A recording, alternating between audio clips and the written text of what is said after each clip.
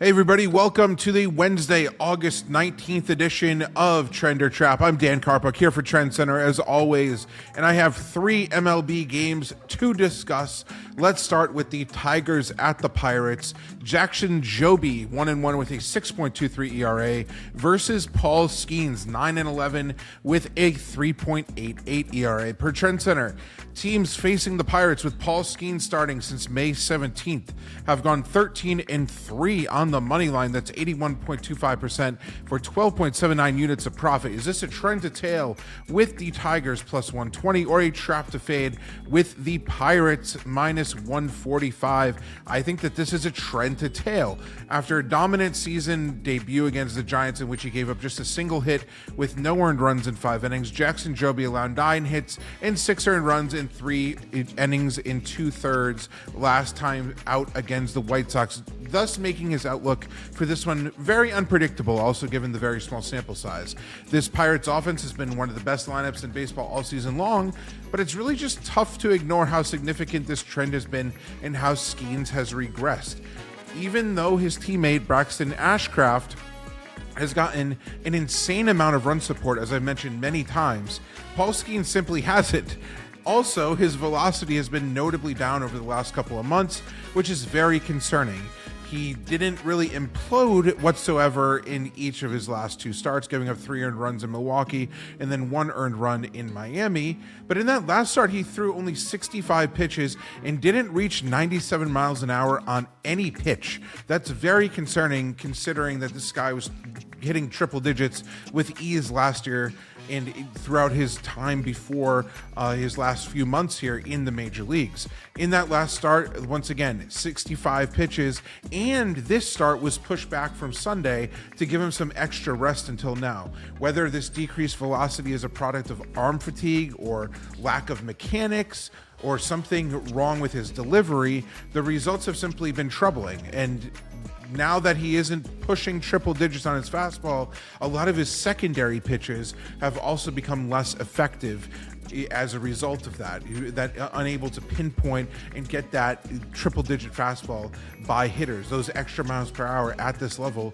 really matter. So give me the Tigers as road dogs in that one.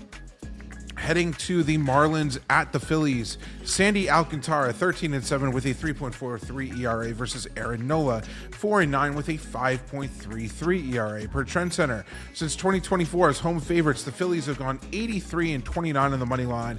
That's 74.11% for 31.21 units of profit against right-handed starters with an over-under less than 9. So is this a trend to tail with the Phillies minus 130 or a trap to fade with the Marlins plus 110? I'm going to say, despite the awesome numbers on that trend, that this is actually a trap to fade based on how dominant Sandy Alcantara has been lately. Starting with a 7-inning shutout performance against these Phillies back on July 28th, he then went 6 innings of shutout ball against the Mets in New York, 7 innings of shutout ball against the Angels, and then just allowed 1 earned run last time out in Cincinnati in a pitcher's duel against the Reds. He's been simply dominant in that stretch and has recorded 7 quality starts in his last 8 outings. So he's been really, really looking great. This is the 3rd time he's faced Philadelphia this season, and he's not only led his team to wins in both of the first 2 meetings, but he's surrendered 2 earned runs in 13 innings pitched combined. Meanwhile, Aaron Nola has been similarly effective against the Marlins in his 2 outings against them, allowing just 1 earned run in 11 and 2/3 innings across 2 starts, but he's been largely inefficient and unpredictable all season long. Nola grades out as the 3rd worst pitcher out of 300 in the majors in terms of Baseball Savant's pitching run value metric, and this Miami lineup has been surprisingly dangerous on the road this year. Once again, I'm going to take the road dogs in this one. Finally, the Mariners at the Brewers. Logan Gilbert, 9-7 with a 3.28 ERA versus Dustin May, 6-7 with a 4.13 ERA. Per TrendsCenter, since 2024, as home favorites of minus 275 or less on 0 days of rest against right-handed starters, the Brewers have gone 93-49 on the money line, 65.49% for 21.38 units of profit. Is this a trend to tail with the Brewers minus 130 or a trap to fade with the Mariners plus 110? So I'm going to say not one, not two, but three road underdogs on this slate. Let's do it. I think that this is a trap to fade. Which Justin May are we going to see in this one? Yes, he's been very good in his first two starts as a Brewer, posting quality starts, but he's essentially been really good or disastrously bad with little in between in recent months. To me, this basically comes down if I could pay minus 130 with May on the mound against a legitimate ace, and I simply can't do that.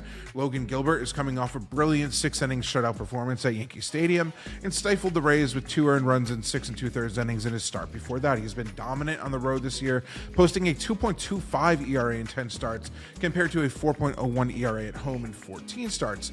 If he could get a decent amount of run support, and that's a big if with this Seattle lineup, of course, I do love his chances at leading his team to a win on the road in this one. So 3 games, 3 road underdogs I like.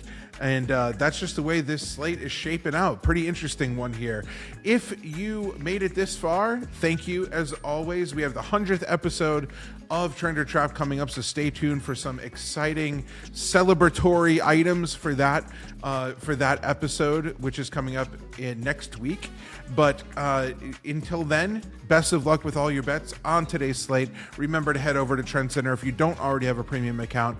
Get a 3-day free trial. See what we're all about on any premium subscription you have. We'll be able to unlock everything, take a look around, and if you don't like us, simply say goodbye after 3 days. If you do like us, then grab a subscription and arm yourself with some of the best data for the upcoming football seasons as well. So with that being said, I'm Dan Karpuk here for TrendsCenter, and I will catch all of you guys tomorrow.